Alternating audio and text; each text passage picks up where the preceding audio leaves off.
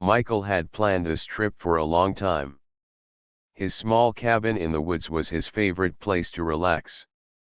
It was quiet, peaceful, and far from the busy city. Every year, he looked forward to spending a weekend there, sitting by the fireplace, reading books, and enjoying nature. But this year, something was different. Michael's work trip had ended earlier than expected. Instead of returning to the city, he decided to go straight to the cabin. The thought of fresh air and calmness made him smile. He packed his bags quickly and left without telling anyone. He wanted to surprise himself with a weekend of rest. The road to the cabin was long and winding. Trees surrounded the path, and birds sang in the branches. Michael's car moved slowly as he enjoyed the view. The sun was setting, painting the sky with orange and pink colors. He felt happy. After so many busy days, this weekend would be perfect. As he came closer, Michael saw the cabin's small porch light was on. That was strange. He usually turned the lights off when he left. The windows were open too. A soft sound came from inside, voices talking quietly. Michael's heart started to beat faster. Something was not right. He stopped the car and looked carefully. There were people near his cabin. He did not know any of them. They laughed softly, moving around the porch as if they belonged there. Michael's stomach twisted. He felt a mix of confusion and worry. Who are they? Why are they here? Just then, a sharp voice cut through the calm evening air. What are you doing here? You can't just come back like this. The voice was angry and loud. Michael recognized it immediately. It was Karen, the HOA president. Karen was known in the neighborhood for being very strict. She took care of all the rules in the community and made sure everyone followed them. Some people liked her, but many found her too harsh. She always watched what everyone did and was quick to complain. Michael took a deep breath and stepped out of the car slowly. He did not want to start an argument, but he needed answers. As he walked toward the cabin, Karen stood on the lawn, holding her phone and talking loudly. I'm calling the police, she said. This is private property. No one should be here without permission. Michael raised his hands calmly. Wait, Karen. This is my cabin. I live here. Karen looked surprised, but her face quickly changed to anger again. That's impossible. You were gone for weeks. We had no idea you'd come back so soon. Michael frowned. I didn't tell anyone. I had to leave early. Karen shook her head. That doesn't matter. You can't just arrive without telling anyone. And what about these people? Who are they? Michael turned and saw 3 people sitting on his porch. They were quiet now, looking a little nervous. One of them, a woman, smiled politely at him. Michael did not recognize any of them. He felt uneasy. They're my friends, Michael said. They were supposed to wait for me here. Karen's eyes narrowed. Friends? You never mentioned that. You're not allowed to have guests here without permission from the HOA. Michael sighed. He remembered the many rules Karen had talked about at the community meetings. They were strict, but he never thought someone would break into his cabin or use it without telling him. Karen, please, Michael said quietly. I don't want trouble.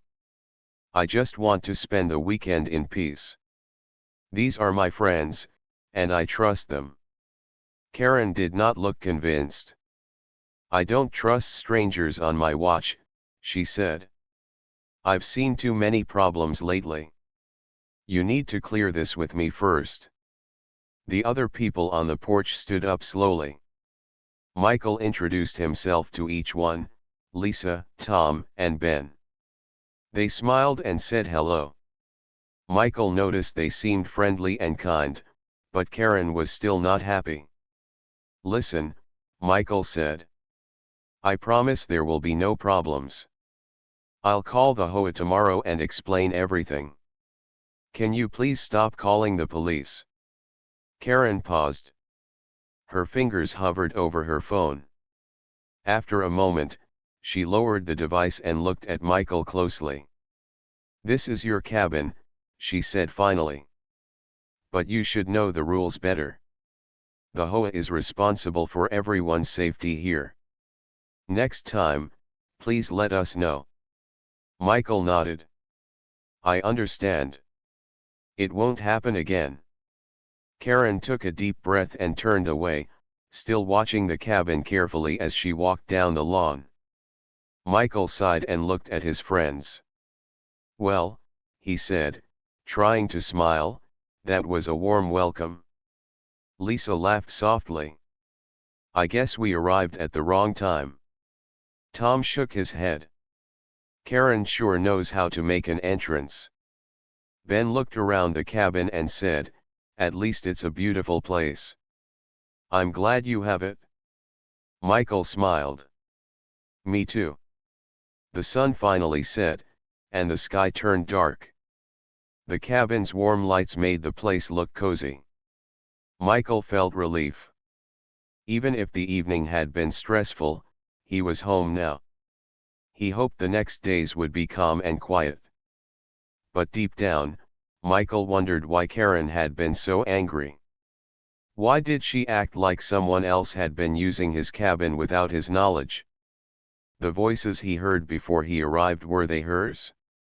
Or something else? He didn't know, but he was ready to find out. The next morning, Michael woke up to the soft light of the sun streaming through the cabin's windows. The night had been quiet, and the forest outside looked peaceful. But Michael's mind was still restless. He kept thinking about the strange voices he had heard the evening before and Karen's angry reaction. He wanted to understand what had happened while he was away. Michael got out of bed, stretched, and decided to check every corner of his cabin carefully. As he walked around, he noticed the cabin looked different. Some things were not where he had left them. The kitchen table had cups and plates he didn't recognize. There were a few small bags near the couch that didn't belong to him. Michael's heart beat faster. Had someone been here while he was gone?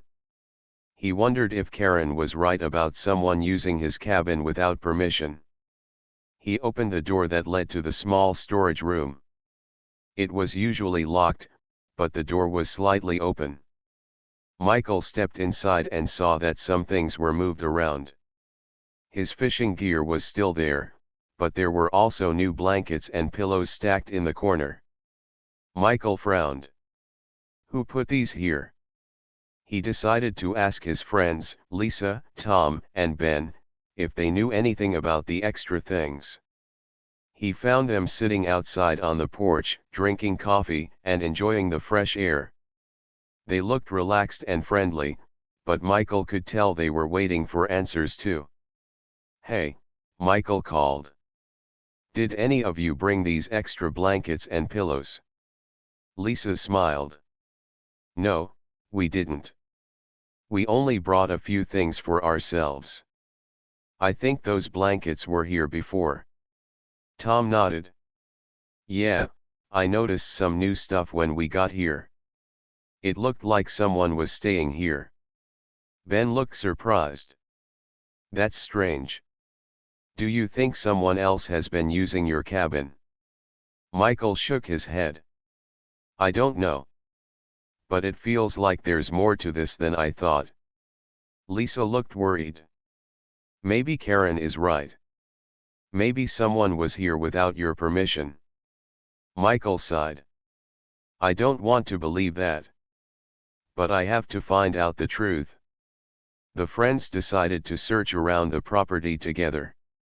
They walked through the small garden and checked behind the trees near the cabin. Suddenly, Michael noticed fresh footprints in the soft dirt near the back door. The prints looked new, as if someone had come and gone recently. Michael knelt down and examined them closely. The footprints were small, maybe from a woman or a teenager. Who could it be? Michael asked quietly. Tom looked serious. Maybe a neighbor? Or someone passing through? Lisa bit her lip. We should ask around. Maybe someone saw something. Michael agreed. Yes. I'll go to the nearby houses today. Maybe someone knows what's going on. Before he left, Michael looked back at his cabin. The warm lights inside made it look inviting, but now it felt like a place with secrets. He hoped the neighbors would help him solve the mystery. As he walked toward the small town nearby, Michael thought about Karen again. Why had she been so angry? She acted like she had seen something wrong or suspicious. Could she have been watching his cabin for a long time? Michael didn't like the idea, but he needed answers. The first house he visited belonged to Mr. Johnson, an elderly man who lived close to the woods. Michael knocked on the door, and a friendly voice invited him in. Hello, Michael, said Mr. Johnson. What brings you here so early? Michael explained everything, his early return, the strange voices, Karen's call to the police, and the new things in the cabin. Mr. Johnson listened carefully. Then he nodded. I have seen some people near your cabin a few nights ago. They looked like teenagers, but I didn't know who they were. They were quiet, but they stayed late. Michael's eyes widened. Did you tell Karen or anyone else? Mr. Johnson shook his head. No, I didn't want to cause trouble. But now that you mention it, I think Karen has been watching the area closely. She likes to keep the neighborhood safe. Michael thanked Mr. Johnson and left with a new feeling of concern. If teenagers were coming to his cabin, why? Were they lost? Or did they have another reason? He decided to visit a few more neighbors. Some had seen people around, others hadn't. But one thing was clear: no one knew exactly who the visitors were or what they wanted. Michael's phone buzzed with a message from Lisa. Be careful, it said. Karen is still watching. Michael looked around nervously. He wondered if Karen was always nearby, waiting for him to make a mistake. He didn't like feeling watched, but he knew he couldn't ignore it. Back at the cabin, Michael told his friends what he had learned. They sat together, planning their next move. We should stay here and watch, Lisa said. Maybe we can catch whoever is coming. Ben agreed. Yeah, if someone is using your cabin without permission, we need to stop it. Tom added, and we should talk to Karen again. Maybe she knows more than she's telling us. Michael nodded slowly. He felt a little scared but also ready to protect his cabin. This was his place, his escape. No one could take it away from him. As the sun set again, the four friends prepared to keep watch. Michael looked at the dark woods around the cabin and whispered, let's find out what's really happening here. The sun was slowly disappearing behind the trees as Michael, Lisa, Tom, and Ben prepared for the night ahead. They decided to take turns watching the cabin and the nearby woods. Michael felt nervous but also determined. His peaceful weekend had turned into a mystery, and he was ready to solve it. Lisa carried a small flashlight, Tom had binoculars, and Ben brought a notebook to write down anything unusual. Michael looked around the quiet forest, trying to listen carefully to every sound. The night was calm, but Michael knew that something was not right. Do you think we'll see anyone tonight?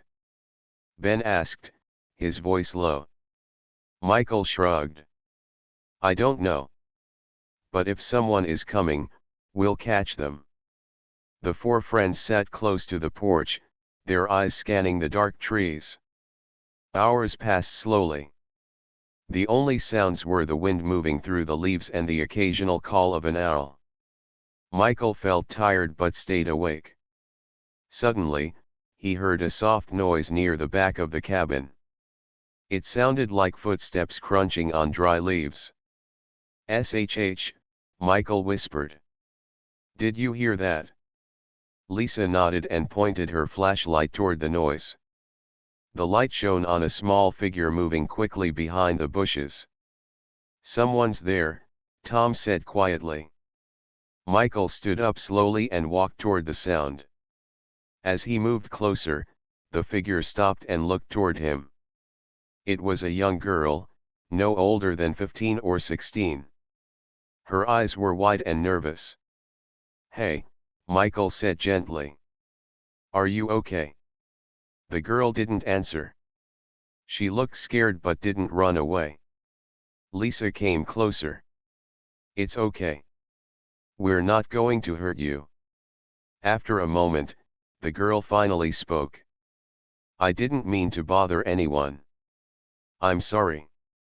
Michael smiled kindly. "You don't have to be sorry. What are you doing here?" The girl looked down and said, "I just wanted a place to stay for a while." Michael frowned. "Why here? This is private property." She nodded. "I know. I'm sorry. I don't have anywhere else. My family has some problems, and I didn't want to go home."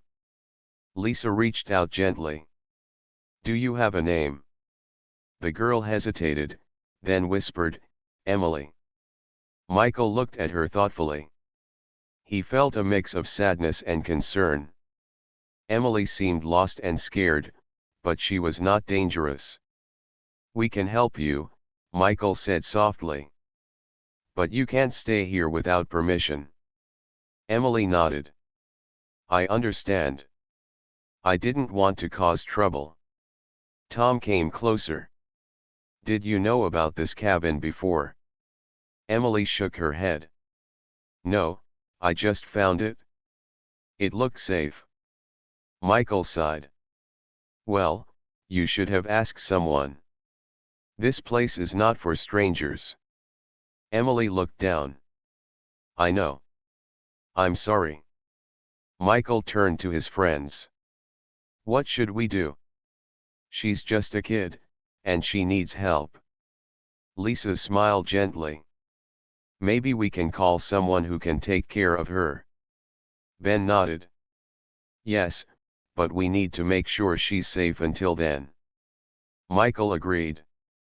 "All right, Emily, you can stay here tonight.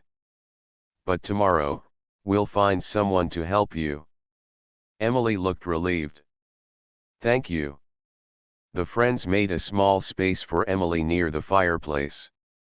They shared food and talked quietly. Emily told them a little about her family and why she ran away.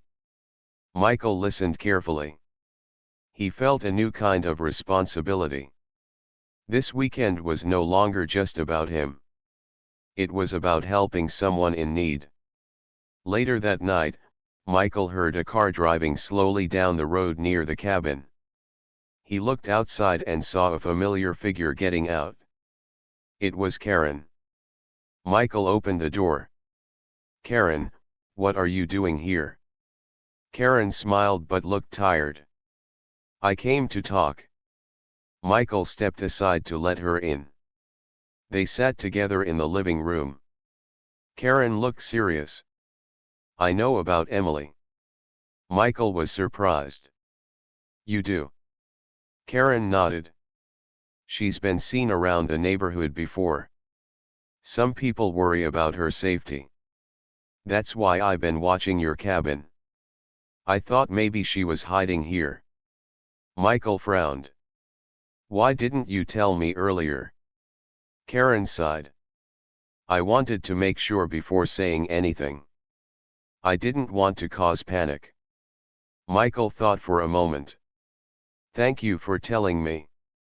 We're going to help her. Karen smiled softly. I'm glad. Maybe we can work together. Michael nodded. Yes, let's. They talked late into the night, making plans to find someone who could care for Emily properly. Michael felt the weight of the weekend lifting a little. As Karen left, Michael looked around the cabin. The peaceful place had changed. It was no longer just a getaway. It was a place where strangers could find hope. And Michael knew he couldn't turn away. The next morning, sunlight poured into the cabin, casting warm golden light over the wooden floors. Michael woke up feeling a strange mixture of tiredness and hope. Last night had been unexpected, but it also showed him something important. Sometimes, life brings surprises you don't expect, and you have to face them with courage. He found Lisa, Tom, Ben, and Emily sitting quietly around the small kitchen table. Emily looked a little more relaxed this morning, but her eyes still held a sadness that Michael couldn't forget. Michael poured coffee into cups for everyone. Today, we'll figure out how to help Emily, he said gently. I already called a few people who might be able to assist. Lisa smiled softly. That's good. Emily deserves a fresh start. Emily nodded, her voice small. Thank you, Michael. Thank you all. The friends talked quietly about what to do next. Michael explained that he had contacted a local social worker, Mrs. Harper, who was known for helping young people in difficult situations. She had promised to visit the cabin later that day. As they waited, Michael took a moment to walk outside. The fresh air felt good on his face. He looked at the tall trees surrounding the cabin and the small garden where wildflowers were beginning to bloom. This place had been his escape for many years. Now, it felt like a new home, not just for him, but for others too. When Mrs. Harper arrived, she greeted everyone warmly. She knelt down to talk to Emily in a kind voice. Emily seemed to open up slowly, telling Mrs. Harper about her troubles and her hopes for the future. Michael watched the scene quietly. He felt proud that his cabin was a place where someone could find comfort and trust. After their talk, Mrs. Harper turned to Michael. You did the right thing, Michael. This young lady needs a safe place, and you gave her that. Michael nodded. I just want to help. I'm glad I came back early. Mrs. Harper smiled. Sometimes, life brings us to the right place at the right time. Michael invited her to stay for lunch. As they ate together, Karen arrived again. This time, she came with a softer attitude, carrying a basket of fresh fruits. Good morning, Karen said quietly. I wanted to check on Emily. Michael nodded. She's doing better. Mrs. Harper is here to help. Karen looked relieved. Thank you for caring for her. I know I was harsh before, but I was only worried. Michael smiled gently. I understand. It's not easy to trust, especially when you're responsible for the neighborhood. Karen sat down and joined the group. For the first time, Michael saw a different side of her, not the strict HOA president, but a person who cared deeply. The afternoon passed with quiet conversations, laughter, and hope. Michael felt grateful for his friends, for Karen's change of heart, and for the chance to make a difference. As evening came, Emily looked at Michael and said, I'm scared about what will happen next. Michael reached out and squeezed her hand. You're not alone anymore. We'll be here for you. That night, Michael sat on the porch, watching the stars appear one by one. The forest was peaceful, but Michael knew this was just the beginning of a new chapter not only for Emily but for everyone involved. He thought about the strange weekend, the unexpected guests, and the challenges ahead. It wasn't the quiet escape he had planned, but it was real, and it mattered. Michael smiled softly and whispered to the night, "Sometimes, the best stories start when you least expect them." Days passed slowly at the cabin.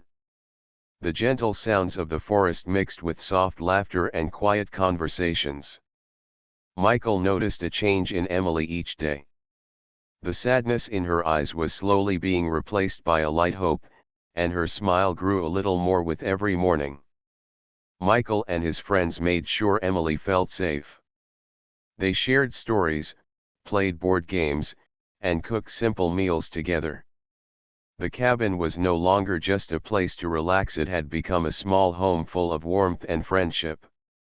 One morning, Michael woke early and stepped outside. The air was crisp, and the smell of pine trees filled his lungs. As he looked around, he saw Karen working in the garden, carefully planting new flowers. Michael walked over. "You've really changed since last week," he said softly. Karen smiled without looking up. "I guess sometimes people surprise you. I didn't expect to be so involved in all this." Michael nodded. "It's good to see you like this." Karen looked up and met his eyes.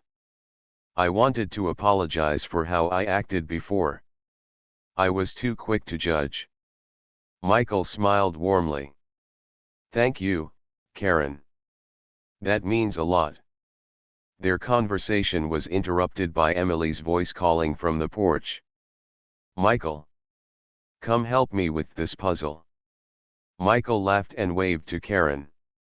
"I'll be right there." Inside, Emily was sitting at the small table, trying to fit the pieces of a puzzle together. She looked up as Michael sat beside her. "I didn't think I'd like puzzles," Emily said shyly. "But this one is fun." Michael smiled. "Sometimes, the little things can help us feel better." Emily looked at him thoughtfully. "Thank you for everything. You and your friends have been so kind." Michael felt a warm feeling in his chest. "You're welcome, Emily. We're glad you're here."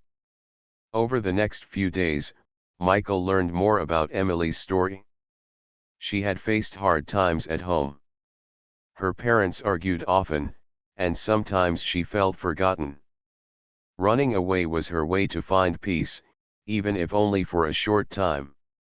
Michael understood her pain. He remembered times in his own life when he felt lost and alone. Now, he had a chance to help someone else find hope. One afternoon, Mrs. Harper returned to the cabin. She brought news about Emily's future. "There's a program that can help Emily with school and counseling," Mrs. Harper explained. "It's a safe place, and she'll meet other young people who understand her." Emily's eyes filled with tears, but this time they were tears of relief.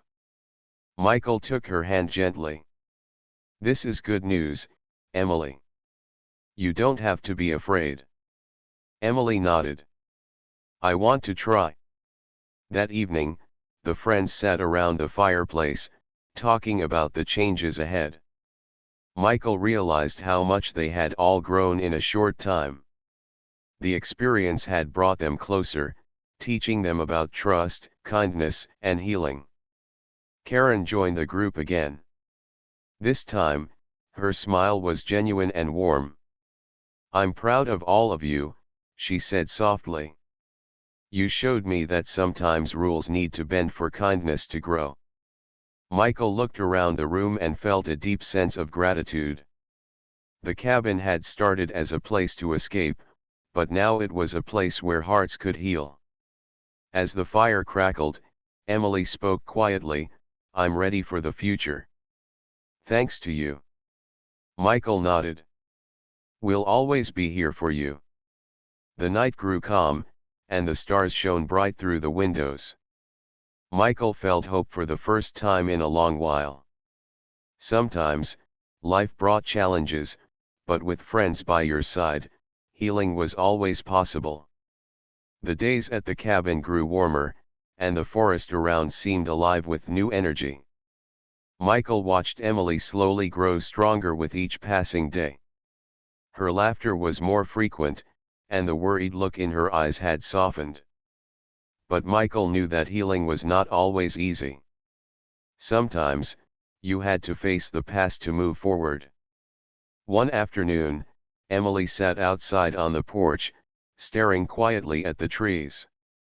Michael joined her and asked gently, "Do you want to talk about what happened at home?"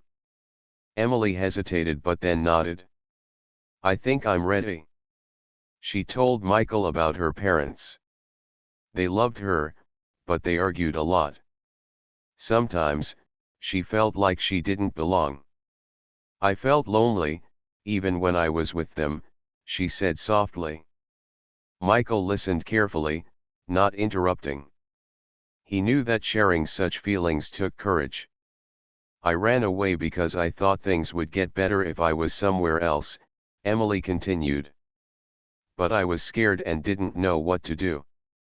Michael smiled warmly. "You're not alone now. We're here to help you." Emily looked at him with hope in her eyes. "Thank you, Michael. You've given me a place to feel safe." Michael felt a strong sense of responsibility. He wanted to make sure Emily never felt alone again. That evening, Karen visited the cabin again. This time, she brought some old photo albums from the neighborhood's history. She wanted to share stories about the people who had lived there long before. Michael and Emily sat with her, flipping through the pages filled with black and white pictures of families, children playing, and celebrations. Karen smiled as she told stories about the past. "This neighborhood has seen many changes, but the heart of the community remains strong." Emily listened carefully, feeling connected to something bigger than herself. It gave her a sense of belonging she hadn't felt in a long time. As the night grew darker, Michael noticed Karen seemed different from before. She wasn't the strict woman who called the police, she was someone who cared deeply about the people around her. "Karen," Michael said softly, "thank you for helping us." Karen nodded. "I've learned a lot this week. Sometimes, people need more understanding than rules." Michael smiled. "Maybe we can work together to make this neighborhood better for everyone." Karen's eyes brightened. "I'd like that." The next day, Michael decided to visit Emily's parents. He wanted to talk to them, not to blame, but to find a way to help Emily and her family heal. He found them at their small house on the edge of town. They looked worried when Michael explained who he was and why he had come. Michael spoke gently. "Emily is a strong girl. She needs your love and support now more than ever." Her mother's eyes filled with tears. "We didn't know she felt this way. We're so sorry." Her father nodded. "We want to do better." Michael smiled. "That's the first step." He promised to keep helping and to stay in touch. It wasn't easy, but Michael believed that with time and patience, Emily's family could rebuild their trust. Back at the cabin, Emily felt hopeful but also nervous. Facing her parents was scary, but she knew it was important. Michael and his friends stood by her side, ready to support her no matter what. As the sun set over the forest, Emily whispered, "I'm ready to face my past." Michael smiled. "And we'll face it together." The sun was shining brightly over the small town as Michael, Emily, and the group prepared for an important day. After weeks of healing, talking, and learning, Emily was ready to take a big step: a visit to her parents' home. Michael watched as Emily packed a small bag. She looked nervous but also hopeful. Lisa, Tom, and Ben were there to support her, their faces kind and encouraging. "Are you ready?" Michael asked softly. Emily took a deep breath and nodded. "I think so." The drive to her parents' house was quiet. Michael could see Emily staring out of the window, lost in thought. He wondered what was going through her mind. When they arrived, Emily's parents waited outside the small house. Their faces showed a mixture of nervousness and relief. Emily stepped out of the car, her heart pounding. She walked slowly toward them. Her mother opened her arms wide, and Emily ran into them, tears falling freely. Her father followed and wrapped his arms around both of them. Michael felt a warmth in his chest. This was what he had hoped for: healing and forgiveness. The family spent the afternoon talking and sharing stories. Emily's parents promised to work harder to make their home a place where she felt safe and loved. Michael and the friends stayed nearby, ready to help if needed. They knew that rebuilding trust would take time, but this was the first important step. As the days turned into weeks, Emily began attending the program Mrs. Harper had suggested. She made new friends and started to dream about her future again. Michael often visited, sharing meals and laughter. The cabin was still a special place for all of them, a symbol of hope and new beginnings. One evening, Michael stood on the porch, looking out at the stars. Karen joined him, holding a small basket of fresh fruit. "You did something good here, Michael," Karen said quietly. "Not many people would open their doors to a stranger." Michael smiled. "Sometimes, life surprises you." This cabin became more than a getaway, it became a place of kindness. Karen nodded. "I'm glad I was wrong about you." Michael laughed softly. "Maybe I'm glad too." The two stood in comfortable silence, watching the night sky. Emily's story reminded them all that people could change and grow. That sometimes, when life feels difficult, there is always hope. Michael thought about the weekend when everything had started: the angry calls, the confusion, and the unexpected guests. It felt like a lifetime ago. Now, there was peace. And a new chapter was beginning.